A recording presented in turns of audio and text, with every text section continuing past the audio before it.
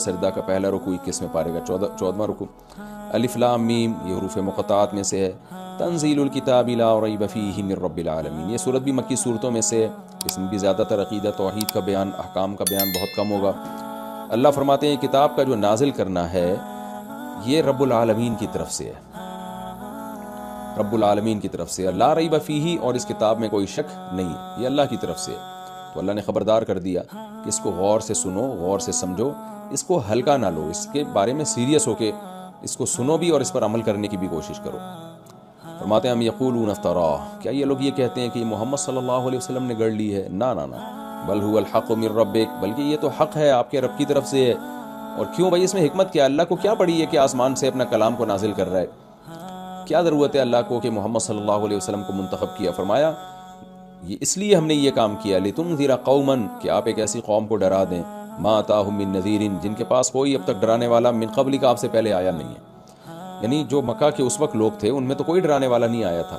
جو پیغمبر گزرے تھے تو بہت قدیم تھے، اور مکہ میں تو حضرت ابراہیم اور اسماعیل علیہ السلام کے بعد کوئی پیغمبر بھی نہیں آیا. تو کیونکہ ان پر طویل زمانہ گزر چکا ہے، گمراہی کی طرف جائے چلے جا رہے ہیں، شرک، بدعتیں، قتل و غارت، جھوٹ، یہ ساری چیزیں ان کی سوسائٹی میں عام ہوتی چلی جا رہی ہیں، جس سے یہ سمجھ رہے ہیں کہ کوئی پوچھنے والا نہیں ہے. تو اب اللہ کی رحمت نے تقاضا کیا کہ کوئی ان کو آ کے ڈرائے کہ جو کچھ تم کر رہے ہو اس کا تمہیں آخرت میں بھگتنا پڑے گا. یہ بہت بڑی حکمت تھی جس کی وجہ سے ہم نے آپ پر کلام کو نازل کیا. لعلہم یہتدون، شاید یہ لوگ ہدایت پا جائیں، سیدھا راستہ مل جائے ان کو. پھر آگے اللہ نے بتایا کہ اللہ وہ ذات ہے، اللہ الذی خلق السماوات والارض، کیونکہ اللہ نے نازل کیا ہے. اس کلام کو ویلیو دو. ویلیو جبھی دی جائے گی جب آپ کو یہ پتہ چلے گا کہ کلام کس کا ہے. تو اس لیے اللہ نے اپنی تعریف کی. اللہ الذی، اللہ وہ ذات ہے، خلق السماوات والارض، جس نے آسمانوں اور زمین کو پیدا کیا، وما بینہما، اور جو کچھ آسمانوں اور زمین کے درمیان ہے، فی ستۃ ایام، 6 دنوں میں. اس کی تفصیل میں کئی بار بیان کر چکا ہوں، لہذا میں اس کو ریپیٹ نہیں کروں گا کہ 6 دنوں کا کیا مطلب ہے. ثم استوى علی العرش، پھر وہ عرش پر مستوی ہو گیا. متشابہات میں سے ہے، اس کی بھی میں کئی دفعہ تفصیل بتا چکا ہوں کہ ان آیتوں کو اپنے ظاہر پہ رکھا جائے گا، حقیقت اللہ کے سپرد. سورہ آل عمران میں اللہ نے فرمایا انزل علیک الکتاب، اللہ نے آپ پر کتاب کو نازل کیا. منہ آیات محکمات، ان میں بہت سی محکم آیات ہیں. محکم کا مطلب جن کے بالکل واضح ہیں. وہ اخر متشابہات، کچھ متشابہات بھی ہیں. ہر کتاب میں ہوتا ہے ایسے، کچھ متشابہات ہوتی ہیں. تو متشابہات کو محکمات کو سامنے رکھ کے حل کیا جائے گا. متشابہات کی ایسی تفسیر نہیں ہوگی جو محکمات کے خلاف ہو جائے.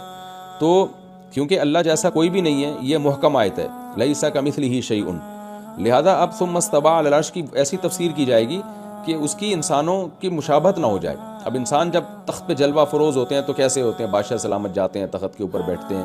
تخت بھی سچی مچی کا تخت ہی ہوتا ہے، لکڑی کا یا پتھر کا. تو ظاہر ہے یہ تفسیر نہیں کی جائے گی، تو تاکہ انسانوں سے مشابہت نہ ہو. تو کہا جائے گا اللہ کا تخت، اللہ ہی حقیقت جانتا ہے اس کی. اللہ کیسے جلوہ فروز ہوئے، اللہ ہی حقیقت جانتا ہے. اور یہ ساری باتیں اللہ ہی کے سپرد کی جائیں گی. ہم تو بس اس کے ظاہر کو ترجمہ کریں گے. حقائق یعنی اس کی جو کیفیت ہے وہ کیفیت ہم مفوض الی اللہ کریں گے، اللہ کی طرف چھوڑ دیں گے. تو ثم استوى علی العرش، پھر وہ عرش پر مستوی ہوا. یعنی جو عرش ہوتا ہے، ما لکم من دونہ من ولی، تمہارے لیے کوئی بھی اس کے سوا کوئی دوست نہیں ہے. ولا شفیع، اور نہ کوئی شفاعت کرنے والا. یعنی شفاعت بھی اللہ ہی کرے گا اور دوست بھی اللہ ہی ہے. یہاں شفاعت سے مراد ہے وہ شفاعت جو قہری ہو، زبردستی کی شفاعت، کیونکہ اللہ کی پرمیشن سے شفاعت ہو سکے گی قیامت کے دن. اس کا قرآن ہی میں ذکر ہے، جس پر میں کئی بار پہلے بیان کر چکا ہوں. یعنی یہ قرآن ہی کی آیتوں کے ریفرنس سے میں اس مسئلے کو ایکسپلین کر چکا ہوں کہ وہ شفاعت جس کی اللہ شفاعت کی اجازت دے گا، جس کو اجازت دے گا اور جتنی اجازت دے گا. یعنی مخصوص لوگوں کے لیے مخصوص حد تک اور مخصوص افراد ہی کر سکتے ہیں اس شفاعت. تو یہ محدود شفاعت کی اجازت ہوگی. وہ مخصوص لوگ کون ہوں گے؟ پہلی شرط ہے کہ اہل ایمان اور اہل توحید میں سے ہوں، اسلام پر ہوں، ان کی موت اسلام پر واقع ہوئی ہو. نمبر 2، ان کے لیے لمٹ شفاعت ہوگی. وہ کتنی، وہ ہر ایک کے لیے الگ ہوگی. اور کرے گا کون؟ جو اس امت کے بڑے لوگ ہیں، پیغمبر، شہداء، علماء، صلحاء، وہ لوگ شفاعت کریں گے. اس کی نفی نہیں ہے یہاں پہ. افلا تتذکرون، تو کیا تم نصیحت حاصل کیوں نہیں کرتے؟ اچھا، جو اللہ کی طرف سے شفاعت، اللہ نے کہا نا کہ اللہ کے علاوہ کوئی شفیع نہیں ہے. تو یہاں بھی جو جن کو اللہ اجازت دے گا تو وہ بھی تو اللہ کی اجازت سے ہوں گے نا. اس لیے لا اللہ ہی سے لگانی ہے، راضی اللہ ہی کو کرنا ہے. کیونکہ وہ بھی آپ کے بارے میں پرمیشن جب لیں گے تو اللہ دے گا پرمیشن. اللہ اپنے محبوب لوگوں کے بارے میں ظاہر ہے پہلے پرمیشن دے گا. یدبر الامر من السماء الى الارض، واللہ وہ ذات ہے جو آسمان سے زمین کی طرف چیزوں کی تدبیریں کرتا ہے. آسمان سے زمین کی طرف، کیونکہ اللہ نے اپنے بارے میں بتایا میں عرش پر ہوں، تو وہاں تدبیریں کرتا ہے وہ. پھر بار بار میں بتاؤں کہ کما هو لائق بشانی، اس کی حقیقت میں ہو، اس کی کیفیات میں جانے کی اجازت نہیں ہے، زیادہ اس میں گھسنے کی ہمیں اجازت نہیں ہے. یہ حقائق ان کی اللہ ہی جانتا ہے. تو اس لیے فرمایا ہم بس اتنا کہ وہ تدبیریں کرتا ہے زمین کی طرف.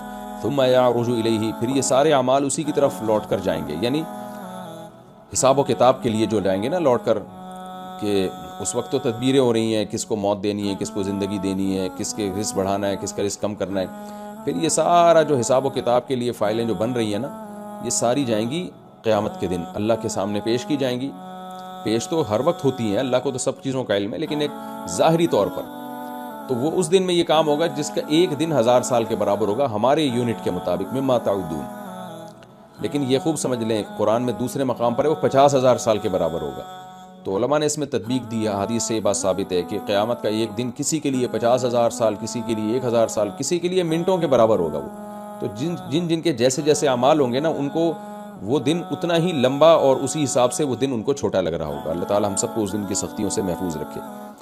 فرمایا ذالک عالم الغیب والشہادہ، یہ ہے وہ اللہ جو غیب اور شہادت یعنی چھپی ہوئی چیزوں کا علم بھی جانتا ہے اور ظاہری چیزوں کا علم بھی جانتا ہے. العزیز، زبردست غالب ہے، الرحیم، اور اپنے بندوں پر رحم کرنے والا ہے.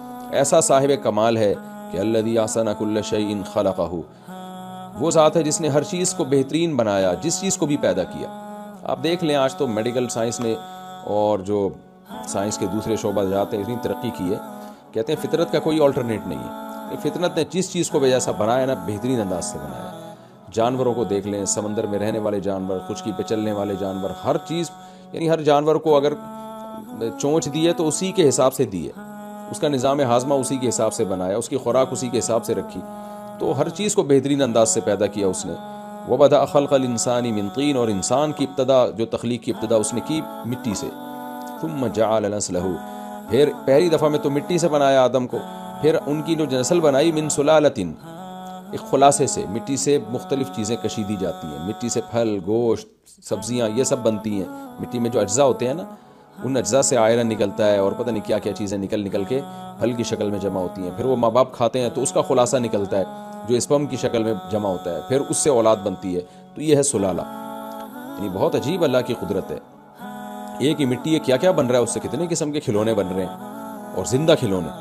تو یہ سلالہ ہے جو اللہ تعالیٰ نے جو ہے، یعنی ڈاکٹرز مجھے بتا رہے تھے کہ انسان کی جو اللہ نے ایسی کیلکولیشن اندر رکھی ہوئی ہے، ہم جو بھی کھاتے ہیں نا تو ہماری باڈی کو جس جس چیز کی ضرورت ہے باڈی وہ معدہ ہمارا وہاں سے کھینچ لیتا ہے اس کو، اور باقی سارا فضلہ بن کے نکل آتا ہے. تو جس چیز کی وہ پوری کیلکولیشن ایک کی ہوئی ہے، اور ہر ایک کی باڈی کی کیلکولیشن دوسرے سے مختلف ہوتی ہے. تبھی آپ دیکھیں بعض لوگوں کے بال بہت گھنے خوبصورت ہوتے ہیں، حالانکہ وہ کوئی ایسی چیز نہیں کھا رہے ہوتے بالوں کو گرو کرنے والی. اور بعض لوگ پورے ملٹی وٹامن کھا رہے ہوتے ہیں اسپیشل بالوں کے لیے، پھر بھی بال ان کے جھڑ رہے ہوتے ہیں اور وہ بالوں میں خوبصورتی نہیں ہوتی. وجہ کیا ہے؟ دونوں کی باڈی میں ایک جیسے سافٹ ویئر نہیں ہے. اس کی باڈی میں، اس کی ڈی این اے میں ایک چیز ہے کہ یہ کچھ بھی کھائے گا تو اس کے بال گھنے ہوں گے، یعنی بالوں کو جو منرلز چاہیے وہ باڈی کشید لے گی، کھینچ لے گی. اور دوسرے میں ہو سکتا ہے کہ ہڈیاں اس کی مضبوط ہوں، تو وہ کچھ بھی کھائے گا اس کی باڈی سے جو ہے نا خوراک سے کیلشیم کو اس کی باڈی کھینچ لے گی اور ہڈیوں میں لگا دے گی جا کے. تو ہر ایک کا الگ ہے، اللہ نے رکھا ہے. تو اتنا زبردست نظام بنا دیا کہ انسانوں کا الگ، جانوروں کا الگ، اور پودوں کا الگ، ہر پودے کا دوسرے سے الگ، اور سب میں سافٹ ویئر انسٹال کر دیے. اب سب کو ایک جیسی کھاد، مٹی، پانی مل رہا ہے، لیکن رزلٹ سب کا بالکل ایک الگ آ رہا ہے.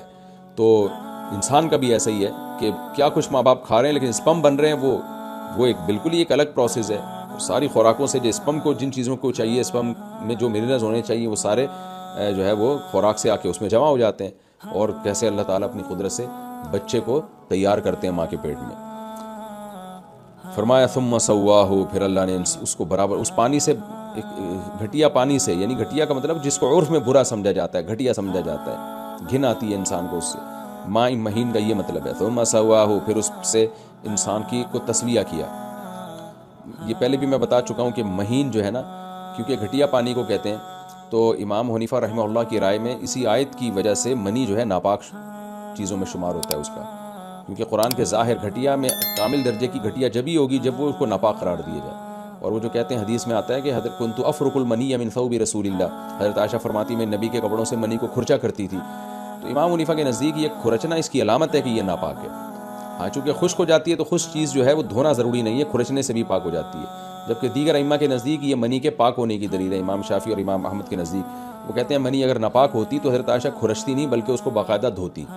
تو چونکہ امام حنیفہ کا مذہب یہ ہے کہ وہ قرآن کے ظاہر کو بہرحال ترجیح دیتے ہیں، تو انہوں نے حدیث کا وہ مفہوم بیان کیا کہ قرآن سے وہ میچ کرنے لگے، کیونکہ گھٹیا میں ظاہر یہی ہے کہ گھٹیا میں کامل درجے کی گھٹیا وہی چیزیں ہوتی ہے جو ناپاک بھی ہوتی ہے۔ اس کی میں اس فقہی مسئلے کو میں اس سے پہلے بھی ڈیٹیل کے ساتھ بیان کر چکا ہوں۔ ثم سواہ، پھر ہم نے اس انسان کو برابر کیا، ونفخ فیہ من روحہ، اور اس میں اپنی روح پھونک دی۔ یہ کتنی عجیب بات ہے، بچہ زندہ ہو جاتا ہے، زندہ کیسے ہوتا ہے بھائی؟ تو بے جان لوتھڑا تھا، اچانک اس میں جان کیسے پڑ گئی؟ وجعل لکم السمع والابصار، اور ایسے ہی بے ڈھنگی سے جان نہیں پڑی بلکہ اس کے کان بنا دیے ماں کے پیٹ میں، اور آنکھیں بنا دی اس کی، والافئدہ، اور دل بنا دیا دھڑکنے والا۔ قلیلا ما تشکرون، اللہ کہتے ہیں بہت تھوڑا شکر کرتے ہو۔ یہ عربی میں محاورہ ہے، جب کوئی بالکل بھی شکر نہ کر رہا ہو نا تو یہ کہا جاتا ہے کہ تم بہت تھوڑا شکر کرتے ہو۔ اس کا مطلب یہ نہیں کہ تھوڑا کرتے ہو، اور اصل بات یہ کرتے ہی نہیں ہو بالکل، کیونکہ یہ کوئی شکر نہیں ہے کہ آپ کو اللہ نے بنایا اور ساری نعمتیں دی اور آپ اس کی نافرمانی کریں، تو جو نافرمان ہے وہ تو بالکل ناشکر ہے۔ وقالوا اذا ضللنا فی الارض، اللہ کہتے ہیں میں نے کیسے بنا دیا تجھے، اور ان کی باتیں سنو۔ یہ کہتے ہیں جب ہم زمین میں گم ہو جائیں گے، گم کا مطلب ہم تو غائب ہو جاتے ہیں، قبر کھود کے دیکھو 10-20 سال کے بعد کوئی بندہ ہی نظر نہیں آتا اس میں، ہم جب زمین میں گم ہو جائیں گے انا لفی خلق جدید، تو کیا ہم دوبارہ تخلیق میں ہوں گے؟ کون ہمیں دوبارہ پیدا کرے گا؟ تو یعنی اللہ نے اپنی قدرت پہلے بیان کی کہ کیسے مٹی سے میں کشیدتا ہوں اور پھر اسپم بناتا ہوں اور انسان بنا کے اس میں بے جان چیز میں جان ڈال کے بچہ بنا کے باہر نکال دیتا ہوں، اور اس کے آنکھ ایسے ہی نہیں بلکہ آنکھ، کان، دل، دماغ، یہ سب چیزیں بنی ہوئی ہوتی ہیں، تو جو یہ کام کر سکتا ہے دوبارہ کیوں نہیں پیدا کر سکتا؟ تو اس لیے اللہ نے کہا کہ یہ الٹی باتیں کرتے ہیں، کہتے ہیں ہم جب زمین میں گم ہو جائیں گے کیا ہم دوبارہ پیدا ہوں گے؟ بل ہم بلقاء ربہم کافرون، اللہ کہتے ہیں اصل بات یہ اپنے رب کی ملاقات سے انکاری ہے، کیونکہ یہ مان لیں گے نا اگر ہم دوبارہ پیدا اللہ ہمیں کر سکتا ہے، تو پھر ان کو یہ بھی ماننا پڑے گا، اقرار کرنا پڑے گا کہ ہماری اللہ سے ملاقات ہوگی، اور یہ بھی اقرار کرنا پڑے گا کیوں ہوگی بھائی، حساب و کتاب دینا ہے۔ تو ان سب باتوں کے بعد آ کے خواہشات قربان کرنی پڑیں گی، شراب چھوڑنی پڑے گی، زنا چھوڑنا پڑے گا، جھوٹ چھوڑنا پڑے گا، سود چھوڑنا پڑے گا، اور بہت ساری برائیاں جس کو اسلام نے برائیاں کہا ہے وہ چھوڑنی پڑیں گی، نماز کی پابندی کرنی پڑے گی، صدقات و خیرات، زکوٰۃ، صلہ رحمی، ایک طویل سلسلہ شرعی احکام کا۔ تو اس لیے ان سب کا بہترین حل یہ کہ آخرت کا انکار کر دو، جیسے کہ ایتھیس لوگوں نے کیا، انہوں نے تو اور آگے نکل کے خدائی کا انکار کر دیا، تو اب سب کچھ حلال ہو گیا ان کے لیے۔ تو اللہ کہتے ہیں اصل بات یہ خواہشات کی غلامی، اللہ کا انکار جس کی بیس پہ یہ، اللہ سے ملاقات کا انکار جس کی بیس پہ یہ اس طرح کی باتیں کر رہے ہیں۔